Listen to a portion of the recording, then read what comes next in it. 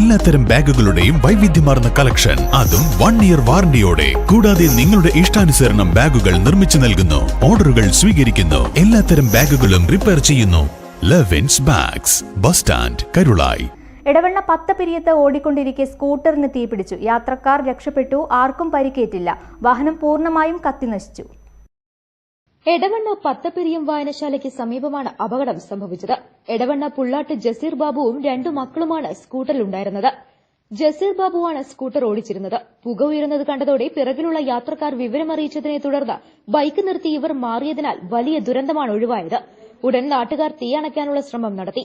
തുടർന്ന് emergency rescue force അംഗങ്ങളും തിരുവാലിയിൽ നിന്നും അഗ്നിരക്ഷാസേനയെത്തിയാണ് തീ പൂർണ്ണമായി അണച്ചത്. എടവണ്ണ പോലീസും സംഭവസ്ഥലത്തെത്തിയിരുന്നു. സംഭവത്തെ തുടർന്ന് നിലമ്പൂർ മഞ്ചേരി റോഡിൽ 20 മിനിറ്റോളം ഗതാഗതം ഭാഗികമായി തടസ്സപ്പെട്ടു. News bureau, Nilambur. സ്വന്തം ഹൈസ്പീഡ് ഇന്റർനെറ്റ്, നമ്മുടെ സ്വന്തം ഇന്റർനെറ്റ്.